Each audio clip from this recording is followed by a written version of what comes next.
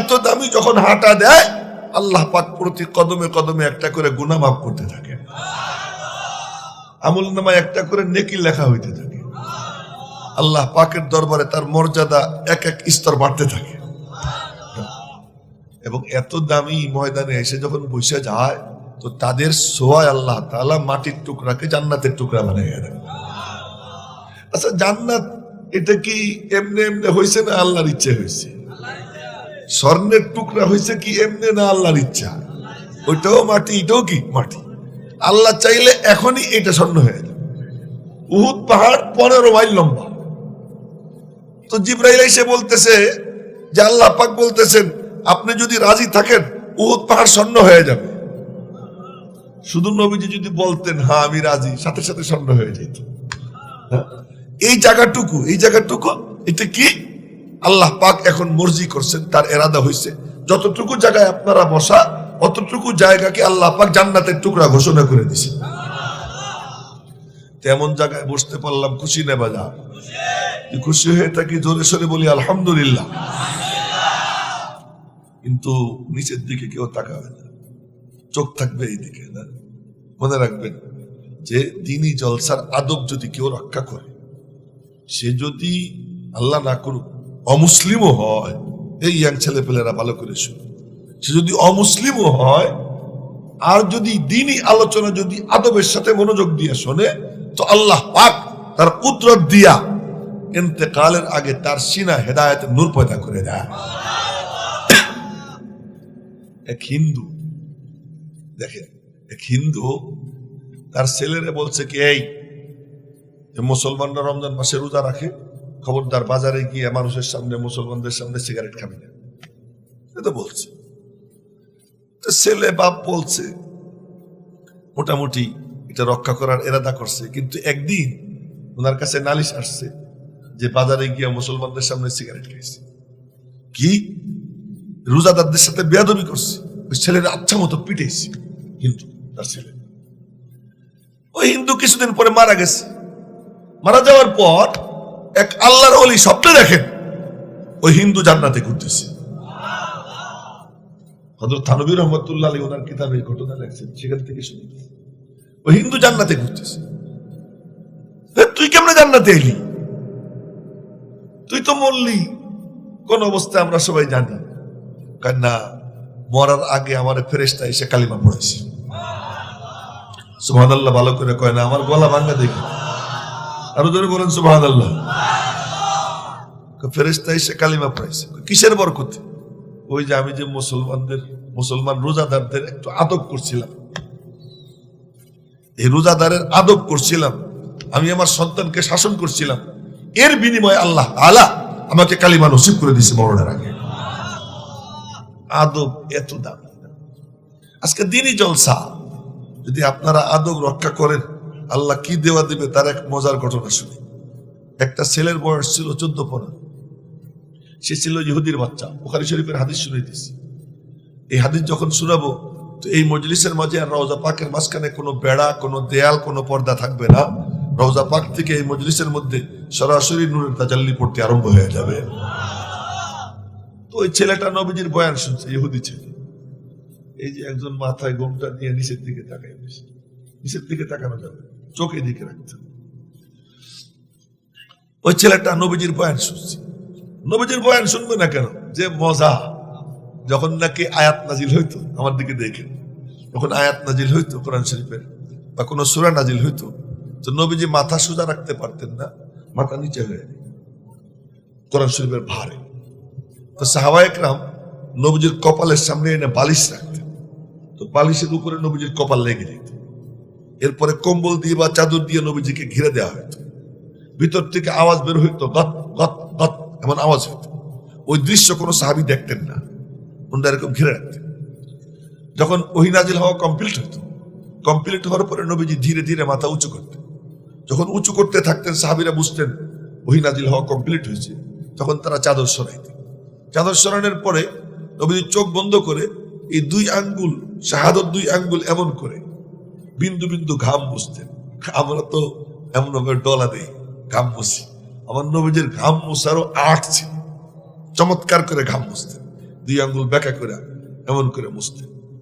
সকালবেলা মানে ফজরের আগে ঘুম থেকে উঠা, তাহাজ্জুদের সময় ঘুম থেকে উঠে নবীজি আল্লাহু আকবার, এরপরে দোয়া পড়তেন। দোয়া পড়ে এই যে চোখ ডলতেন, আমরা তো এমনি এমনি ডলি, নবীজি চোখ ডলতেন এই দুই আঙ্গুল ব্যাকা করে। এই চোখ ডলার মধ্যেও আর্ট ছিল, হাঁটতেন, হাঁটার মধ্যেও কি ছিল, আর্ট ছিল। হাঁটতেন তো মনে হইতো যেন নিচের দিকে নামতেছেন, সামনের দিকে ঝুঁকে ঝুঁকে হাঁটতেন। যাই হোক, তো বিন্দু বিন্দু ঘাম মুছতেন। ঘাম মুছে চোখ বন্ধ করে তাকাইয়ে দেখতেন কোরআনে কারীম নবীজির কলবে নকশা হয়ে গেছে। আর একটু জোরে বলেন সুবহানাল্লাহ।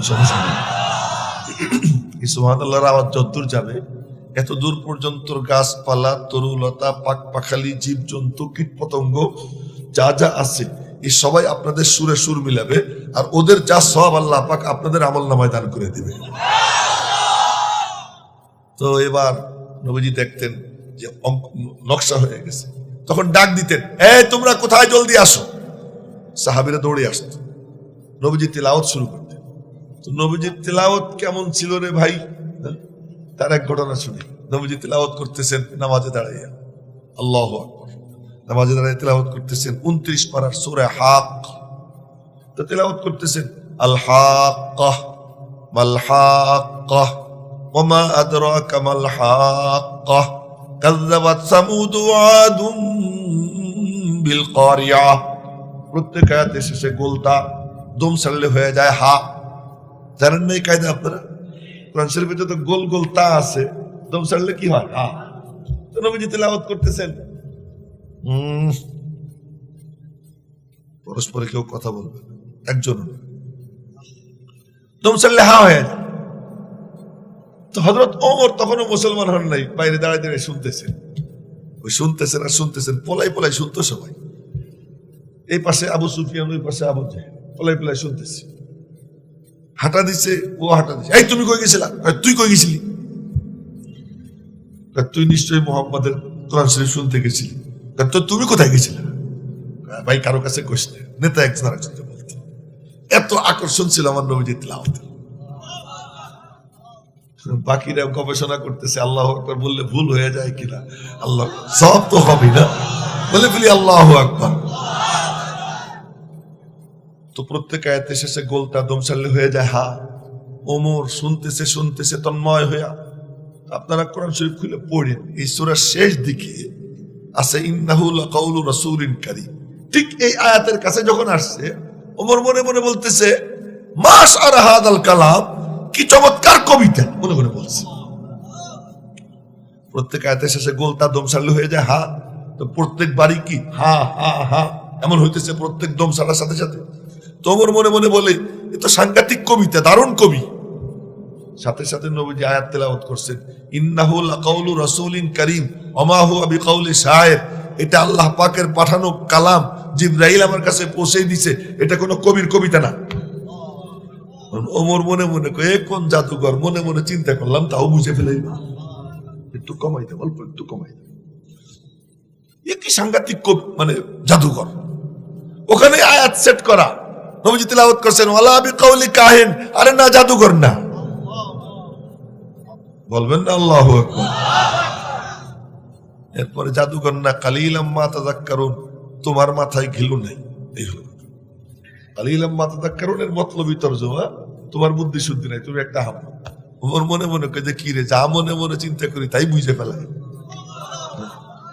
ওই যে মনের মধ্যে গুতা লাগে, ওই গুতায় আহত সিংহের মতো তর্জন গর্জন করতে করতে একদিন তরবারি নিয়ে রওনা হয়, আর শেষ পর্যন্ত নবীজির দরওয়াজায় গিয়ে টোকা দেয়। ওই ঘটনা অনেক লম্বা। দরওয়াজায় গিয়ে টোকা দেয়, নবীজি বলছেন দরওয়াজা খোলো, খুলছে। খোলার পরে ভিতরে ঢুকছে, ঢুকার পরে নবীজি চাদর ধরে টান দিছে, এ ওমর তোমার কি সময় হয়নি কালিমা পড়া? ওমর তোমার কি সময় হয়নি কালিমা পড়ার? ওমর কা সময় না হইলে কি আমি আসতাম না? তরবারি কদমের কাছে রাখি, কালিমা পড়ে মুসলমান হয়ে যায়। বলার মাকসাদ যে নবীজির তিলাওয়াতের কি ছিল, এমন আসর ছিল। নবীজি তিলাওয়াত করতেন তো বিন্দু বিন্দু ঘাম মুছতেন, মুছে ডাক দিতেন, এই তোমরা কোথায়, জলদি আসো। বুখারী শরীফের হাদিস, একবার সূরা নাজম নাযিল হয়েছে। এদিক ওদিক তাকাইছো কেন, মারব, এদিক ওদিক তাকাবে নাকি, সব চোখে দেখি। এখন একটা সবক চলতেছে, ক্লাস চলতেছে। একবার নাজিল হয়েছে সূরা নাজম। সূরা নাজম 1.5 পাতা, 3 পৃষ্ঠা। এই সূরা নাজিল হয়েছে, তো নবীজি ডাক দিছেন, এই তোরা কই রে, জলদি আয়। সাহাবীরা দৌড় দিছে, সব গিয়া নবীজির সামনে হাজির হয়ে গেছে। তো নবীজি তেলাওয়াতের আগে বলতেন কি জানেন? হুজু আন্নি রুতবা, নেও তাজা তাজা, এই মাত্র নূর আমার সিনায় নাজিল হয়েছে। এরপরে তেলাওয়াত করার জন্য ঠোঁট খুলতেন, তো সামনের 2 দাঁতের ফাঁক দিয়ে নূর বের হইতো, সাহাবীরা দেখতেন চেয়েছে। তো নবীজি তেলাওয়াত শুরু করতেন। তো এই তেলাওয়াত শোনার জন্য যখন কি আসছে সাহাবীরা, মুশরিকরা কয় কি হইলো একটু দেখে আসি, ওরাও এসে শোনা শুরু করছে। ইহুদিরা কয় যে কি হইলো দেখে আসি, ওরাও এসে শোনা শুরু করছে। এই সূরার শেষ আয়াতে সিজদা, সিজদার আয়াত নবীজি তেলাওয়াত করছেন। তেলাওয়াত করে সিজদায় চলে গেছেন।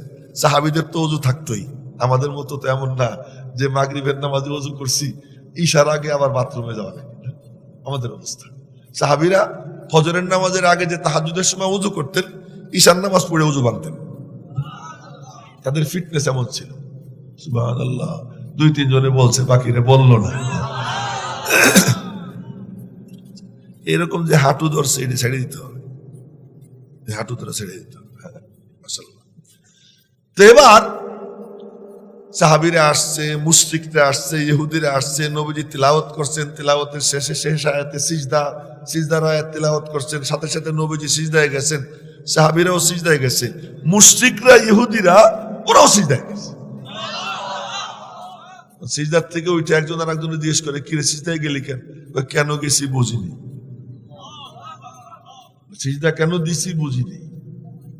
নবীজির তিলাওয়াতের এতটা প্রভাব ছিল। তো নবীজি বয়ান যখন করতেন, যে একবার তাকাইতো, মনের মধ্যে যদি কোনো বান্দরামি না থাকতো, তাকাইতো, ওই চোখ আর সরাইতে পারতো না, মনোযোগ দিয়ে শুনতো। ওরকম একটা ছেলে, ইহুদি ছেলে, 14-15 বছর বয়স। ওই ছেলেটা নবীজির বয়ান শুনছে, হা করে চাতক পাখির মতো তাকাই থাকে। আর আমারে যদি এই যে এখন বয়ান করলাম, যদি সকালবেলা আবার আপনাদেরকে দিয়ে বয়ান করি, আমি বুঝবো না, হয়তো কয়েকজনকে চিনবো, সবাই চিনবো না। কিন্তু আমার নবীজি বয়ান করতে সময় ডাইনে তাকাইতেন, ধীরে ধীরে চোখ বাম দিকে নিতেন, আবার বাম দিক থেকে ডান দিকে আনতেন। এই ফাঁকে যতজন শ্রোতা উপস্থিত, এই সকলের ছবি নবীজির মাথায় নকশা হয়ে যেত, কাউকে বলতেন না। পরবর্তী কোনো মজলিস হইলে বলতেন, অমক রেজে দেখি না, অমক গেল কোথায়। তো নবীজি বয়ান করছেন, বয়ানের মধ্যে একটা ইহুদি ছেলে ছিল। পরবর্তী আর এক বয়ান করতেছেন, তো বয়ানের সময় দেখতেছেন যে ওই ছেলেটা নাই। তো বললেন, এমন এমন একটা ছেলে দেখছিলাম, গেল কোথায়? এই যুবকরা কান খুলে শুনল, ছেলেটা গেল কোথায়? সাহাবীরা বলেন, ইয়া রাসূলুল্লাহ, ও তো ইহুদি। হোক না ইহুদি, খবর নাও।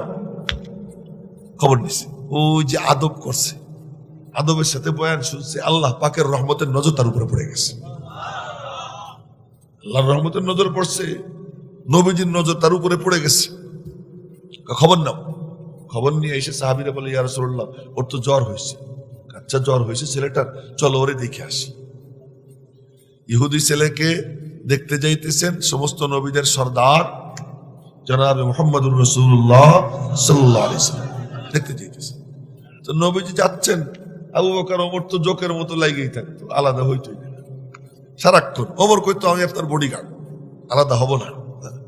কোথাও যাইতে চাইলে নবীজি একা একা ওমর হাঁটা দিছে।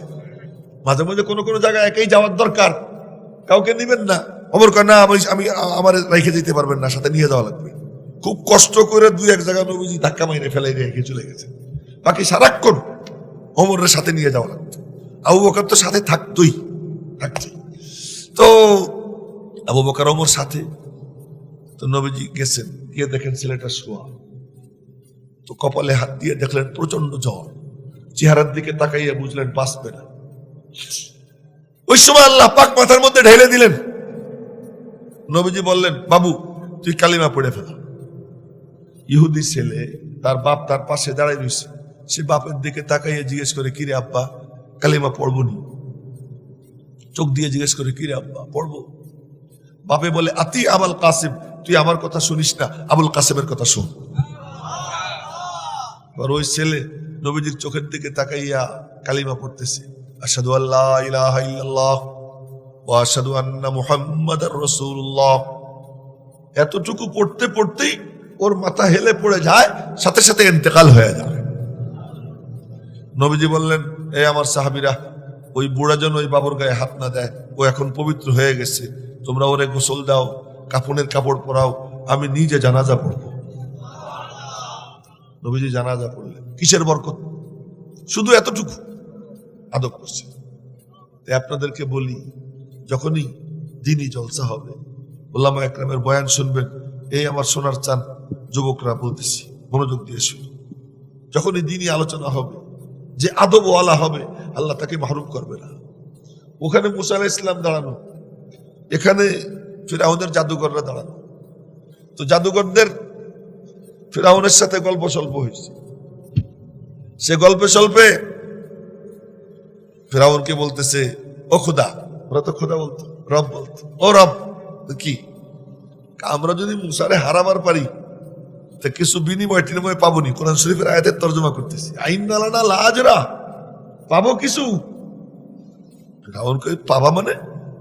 পাবা তো পাবাই, তোমাদেরকে আমি আমার খাস চামচা বানাবো। আমাদের নেতাদের খাস চামচা থাকে না, খাস চামচা থাকে, খাস চামচা বানাবো। ওয়াইন্নাকুম ইদান লামিনাল মুকাররাবিন, তোমরা আমার একেবারে কাছে থাকবা। এবার জাদুঘররা গেছে, ওখানে জাদুঘররা দাঁড়ানো, ওখানে মুসা আলাইহিস সালাম দাঁড়ানো, আর দেখে না, এই জীবনে প্রথম দেখছে, এই প্রথম দেখছে। চেহারার দিকে তাকাই হা করে চেয়ে রয়েছে, এত নুরানি চেহারা। মুসা আলাইহিস সালাম আল্লাহর রসুল, চারজন বড় বড় রসুলের একজন কে? মুসা আলাইহিস সালাম। কি নূর তার চেহারা। আমাদের এক বুজুর্গ ছিলেন, উনার নাম বর্তমানে আছেন সিলেটে লক্ষ্মীপুরী হুজুর, কেউ লক্ষ্মীপুরী, ওর নাম মোহাম্মদ সাহেব। ওনার দিকে তাকাইলে হা করে চেয়ে থাকতে মনে চায়, কি নূর চেহারা, সুন্দর, তাকাই থাকতে মনে চায়। আমাদের এক বুজুর্গ ছিলেন হযরত আল্লামা আনোয়ার শাহ কাশ্মীরি রহমাতুল্লাহ আলাইহি, রেল স্টেশনে দাঁড়াই রয়েছেন, তখন তো আর ইলেকট্রিসিটি ছিল না। এক হিন্দু সেরকম হেরিকেন উঁচু করে ওনার চেহারা দেখছে, কতক্ষণ তাকাই থেকে বলো, কি মৌলভী সাহেব, উর্দুতে বলতেছে, মৌলভীজি মুঝে কালিমা পড়া দো। মৌলভী সাহেব আমার কালিমা পড়ে দাও। সুবহানাল্লাহ ভালো করে বলা যায় না, কালিমা পড়াই দাও।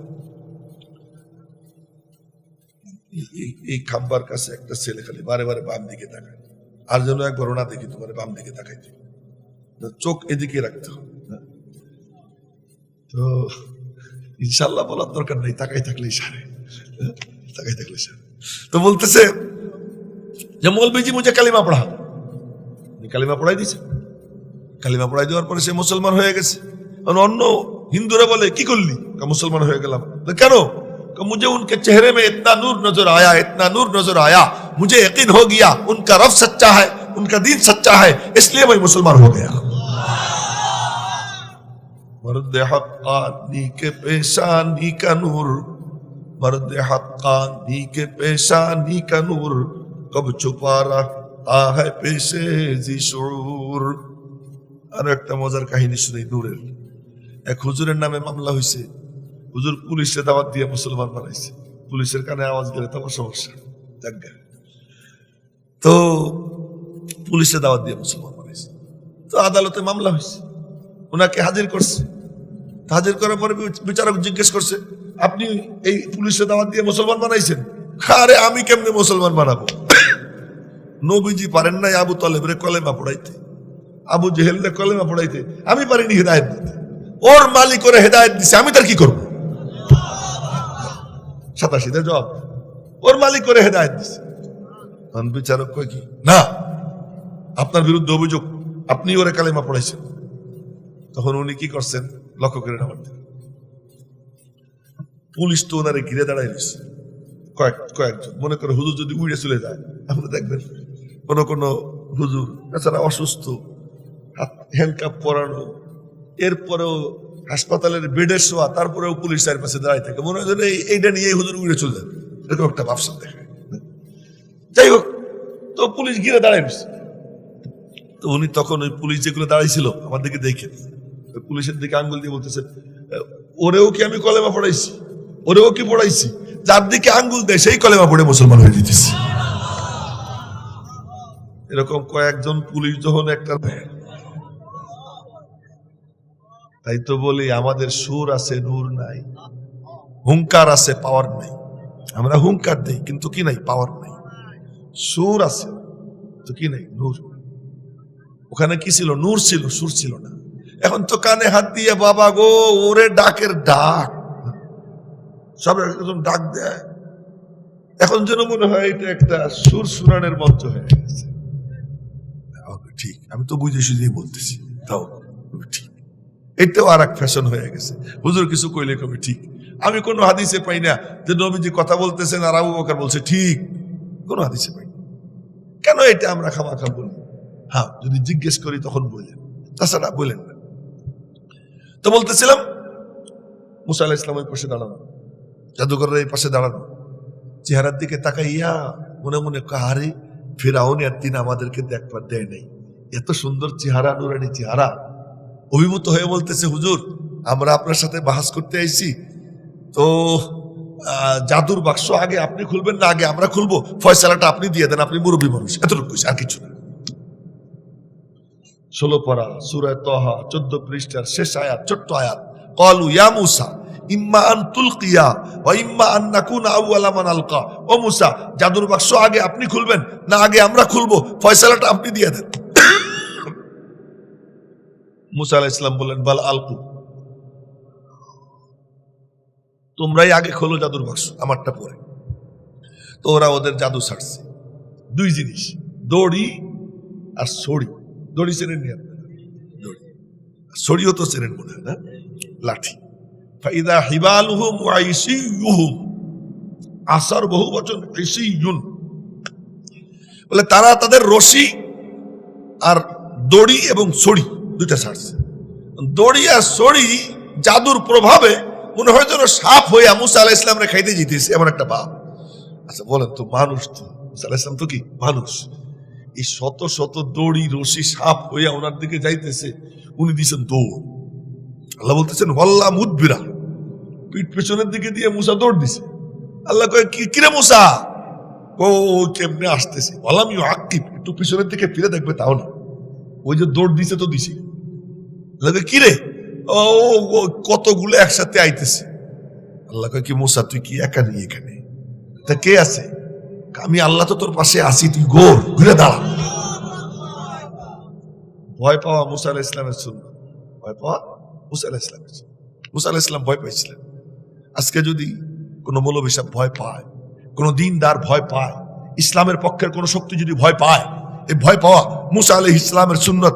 এনজিওদের মোকাবেলায়, খ্রিস্টানদের মোকাবেলায়, কাদিয়ানীদের মোকাবেলায়, ওই নাস্তিক মুরতাদদের মোকাবেলায় কোন আলেম যদি ভয় পেয়ে যায়, এই ভয় পাওয়াটা মুসা আলাইহিস সালামের সুন্নাত। রব্বুল আলামিনের পক্ষ থেকে বলা হয়, আমার মুসাও তো ভয় পাইছে, তুইও একটু ভয় পাইতে পারিস, কিন্তু তার চিকিৎসা কি তাও দেখ। কি চিকিৎসা? আল্লাহ পাক ডাক দিয়েছেন, ও মুসা তুমি তো একা না, কে আছে? আমি আল্লাহ তোমার পাশে আছি। আজও আজও যখন কেউ দাঁড়াই যাবে দ্বীনের পক্ষে, ইসলামের পক্ষে, কোরআন সুন্নাহর পক্ষে, তাহলে সে মনে রাখবে ভয় আসবে, কিন্তু ভয় আসার পরে হিম্মত করে শুধু ঘুরে দাঁড়াবে। ঘুরে যদি দাঁড়ায় কি হবে? আল্লাহ পাক বলেন, মুসা তুমি ঘুরে দাঁড়াও। মুসা আলাইহিস সালাম ঘুরে দাঁড়াইছেন, সাপের দিকে ঘুরে দাঁড়াইছেন। কি করব? তোমার কাছে লাঠি আছে না? আমার দিকে দেখেন, তোমার কাছে লাঠি আছে না? আছে তো, এই যে মনে করেন এইটাই লাঠি, লাঠি আছে না? আছে তো। কি করবো? ছেড়ে দাও। এই ছাড়া কোনো কাম, বাড়ি দিলেও একটা কাম হয়, খুচা দিলেও একটা কাম হয়। বাড়িও না খুচাও না, কি কয়? আলকি, আলকা ইউলকি, এলকা মানে ছেড়ে দেওয়া, খালি ছেড়ে দাও। ছাড়লে কি হবে? কি হবে তা দিয়ে তোর দরকারটা কি? ছাড়লে কি হবে ও দিয়ে তোমার কি দরকার? তোমার কাম হলো ছাড়া, ছাড়ো। ওই যে একটা ঘুমায়, বুঝে তোমার তো ভালো যোগ্যতা, তুমি এদিকে আসো, আস্তে আস্তে ছাড়ো। এবার মুসা আলাইহিস সালাম আল্লাহ হুকুম করছেন, ছাড়ছেন। ছাড়ার পরে দেখে এই বিশাল এক অজগর সাপ হইয়া এরপরে হা করে এক টান মারছে। শত শত জাদুঘরদের যে দড়ি আর ছড়ি, এর যে জাদু, এক টানে সব গিলে খেয়ে ফেলেছে। আচ্ছা বলেন তো, আমার হাতের কলম যদি পড়ে খালি একটা বেশি না, কিসের নাম নিব? টিকটিকিও হয় না? টিকটিকিও যদি হয়, আমি আর এখানে থাকবো? টিকটিকি হয়ে গেছে, আমি তো দৌড় দিয়ে চলে যাবো। সেখানে মুসা আলাইহিস ইসলামের হাতের লাঠি এইটা এইভাবে সাপ হয়ে সবগুলো গিলছে, খালি উপরের দিকে ফনা তুলছে। উপরে তো ফেরাউন বসা ছিল, ফেরাউন ওখানে এমন এমন করতেছে, এই বুঝি আমারে ধরল, এমন অবস্থা। আল্লাহ তো কেন ফেরাউনটা তো এখন ধরবো না, টাইম মতো ধরবো। আচ্ছা ঠিক আছে, নামো। তো সাপ নেমে গেছে, নিচের দিকে নামছে। মুসা আলাইহিস সালাম আবার দৌড় দিছে। কিরে মুসা, ও ধরি কেমনে? নিজের লাঠি, এটা ধরি কেমনে? আরে তুমি ঘুরে দাঁড়াও, খালি একটু হাতটা শুয়াও না। তো মুসা আলাইহিস সালাম দুরু দুরু বুকে কম্পিত হাতে শুধু মাথার মধ্যে হাতটা খালি শোয়াইছেন। এখন দেখেন কি আবার 2.5 হাত লাঠি হয়ে গেছে। এই মাঝখানের কাণ্ড কারবার কি মুসার না আল্লাহ? কার কাণ্ড কারবার? সে আল্লাহ আজকে আসেন না নাই? শুধু নাই কোনটা, আমরা ছাড়তেও পারি না, শুইতেও পারি না। ছাড়ি, কিন্তু ছাড়ার সময় আমার মতো করে ছাড়ি। আমার মতো করে ছাড়ি, তার মানে মুসা আলাইহিস সালাম যখন ছাড়ছেন, ছাড়ার সময় মালিকের সাথে সম্পর্ক, তো মুসা আলাইহিস সালামের হাতের সাথে আল্লাহ পাকের কুদরতি হাত মিশছে। আবার যখন শুইছেন, তো শোয়ার সময় ওনার হাতের সাথে কার হাত মিশছে? আজকে আমরা তো হুঙ্কার দেই, লাঠি দিয়ে এই করব সেই করব, দাঁত ভেঙে ফেলবো, অমুকের আস্তানা বাংলাদেশে রাখবো না, অমুকের 2 গালে জুতা মারো, তালে তালে হুঙ্কার দেই, কিন্তু কি নেই? পাওয়ার নেই। সুর আছে, নূর নাই, হুঙ্কার আছে, পাওয়ার নেই। এক আজীব ঘটনা শুনি। এক বুজুর্গ হাইটে যেতেছেন রাস্তা দিয়ে, আর একজন স্বামী স্ত্রী 2 জন যেতেছে একসাথে হাইটা, সেইটা বুঝে। তো হুজুরের স্যান্ডেলের থেকে সিটে কাদা লাগছে, কাদা ওই বেটার বোর মানে শাড়িতে। তো ওই বেটা বলতেছে কি, হে মৌলবি, তোমার সাথে চোখ নেই? চোখে দেখো না? ভাই লক্ষ্য করে নেই, মাফ করে দাও। লক্ষ্য করে নি, মাফ করে। কিন্তু কিসের মাপ? মারছে এক থাপ্পড়। থাপ্পড় মারছে, থাপ্পড় মারছে। উনি মনে মনে বলতেছেন, মালিক, ওর হাতের শক্তি তো তোমার হাতে, তুমি যদি পাওয়ার না দিতা ওকে আমার থাপ্পড় মারতে পারতো। তুমি যখন থাপ্পড় খাওয়াইয়া খুশি, আমিও থাপ্পড় খাইয়া খুশি। সবর যদি কেউ করে, আল্লাহ কি করে দেখেন।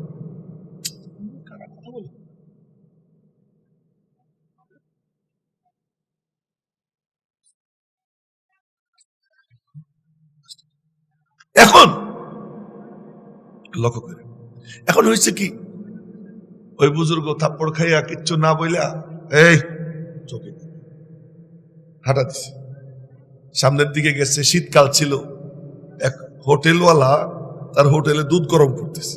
হুজুরের দেখে ডাক দিছে, হুজুর। কি? হুজুর এদিকে আসেন। হুজুরে বসাইছে, বসাইয়া 1 গ্লাস गरम दूध ही ना हुजूर दिया, बोले कि हुजूर आज मैंने ये नीयत की थी कि दुकान खुलने के बाद पहले जिससे मुलाकात होगी उनको मैं 1 गिलास दूध मुफ्त में खिलाऊंगा। আজকে আমার সিদ্ধান্ত নিছিলাম দোকান খোলার পরে প্রথম যারে পাবো তারে আমি এমনি এমনি 1 গ্লাস দুধ পান করাবো। তা আপনার এই প্রথম পাইছি, হুজুর খান। হুজুর দুধ খাইয়া কদ্দুর যাইয়া খোলা আকাশের নিচে, তো আকাশের দিকে তাকায় বলে, আরে আল্লাহ থাপ্পড় भी खिलाता है, दूध भी पिलाता है। দিকে থাপ্পড়ও খাওয়াও, আবার দুধও পান করাও, ঠিক আছে তুমি যা করো তার উপর আমি রাজি আছি। এদিকে ঘটনা ঘটছে কি বলছিলাম, হুঙ্কার ছিল না, পাওয়ার ছিল। পাওয়ার ছিল। ওই স্বামী স্ত্রী 2 জন বাড়িতে গেছে, তো উঠতে সময় একটু সিঁড়ি ছিল, একটু পিছলে ছিল। ওখানে স্ত্রী পড়ে নাই, কিন্তু স্বামী পিছলে খায় পড়ছে, তো গোড়ার ডিম জায়গায় মরে গেছে। স্ত্রী বলতেছে, মোল্লা কি বদদুয়া লাগ গই, মোল্লার বদদুয়া লেগে গেছে। লোকজনের কানে আওয়াজ গেছে, মোল্লা কি বদদুয়া লাগ গই, इसका क्या मतलब है? মোল্লার বদদুয়া লাগছে, এটার কি ঘটনা কি? তো বিবি পুরো ঘটনা খুলে বলছে। খুলে ঘটনা বলার পরে এবার লোকজন গিয়ে হুজুরে ধরছে, হুজুর ও তো আপনার একটা থাপ্পড়ি দিছিল, মাফ করে দিতেন, বদদুয়া দিলেন কেন? কেন?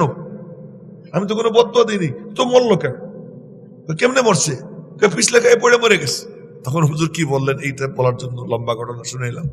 বললেন असल में बात ये है कि उसको उसकी बीवी से मोहब्बत है, जब उसके बदन में मैला लगा तो उसके दिल में चोट लगी, उसने मुझे थप्पड़ मारा, और मेरे से भी किसी को मोहब्बत है, जब मेरे बदन पर थप्पड़ पड़ा तो उनको चोट लगी, तो बदला तो उसने लिया, अब मैं क्या करूं। তার বিবির সাথে মোহাব্বত, তো সেখানে যখন ময়লা লাগছে, তার দিলে ব্যথা লাগছে, সে আমারে থাপ্পড় মারছে। আমারেও কেউ মোহাব্বত করে, আমারে যখন থাপ্পড় দিছে ব্যথা তার লাগছে, সে বদলা নিছে, আমি তার কি করব। মেরে মোহতারাম ভাই, বলার মাকসাদ যে যেটা বলতেছিলাম যে সুর আছে নূর নাই, হুঙ্কার আছে পাওয়ার নাই। পাওয়ার আছে কি দিয়া? মালিকের সাথে সম্পর্ক দিয়া। এই দেখো মুসা আলাইহিস সালামের কি ছাড়ছেন আর শুইছেন, উনি করছেনটা কি? কিচ্ছু করেন নাই, শুধু ছাড়ছেন আর কি করছেন? শুইছেন। মাঝখানের কাণ্ড কারবার কার? এই কাণ্ড কারবার দেখা জাদুঘররা মনে মনে কয় কি, আমাদের রব তো এটা ডুপ্লিকেট দেখি, আসল রব তো মুসার রব। এটা কি মনে মনে বলে না কেউ বলায়? মনে মনে বলতেছে না কেউ বলাইতেছে? বলাইতেছে। কয় বুঝছি তুই একটা ডুপ্লিকেট, অত উপরে বসা। ওরা বলতেছে বুঝছি তুমি ডুপ্লিকেট। তো শক্তি যখন মুসার কাছে, তো তোরে কি জন্য রব বলবো? মনে মনে কয় শক্তি যখন মুসার কাছে, তোরে কেন রব বলবো? সাথে সাথে বলে উঠছে আমান্না বিরব্বিল আলামিন, রব্বুল আলামিনের উপর ঈমান আনলাম। কোন কোন গাধা আছে থাপ্পড় দিলেও মনে হয় কি আদর, মনে মনে বলে যে আমার বুঝি পিঠ চাপড়াইতেছে।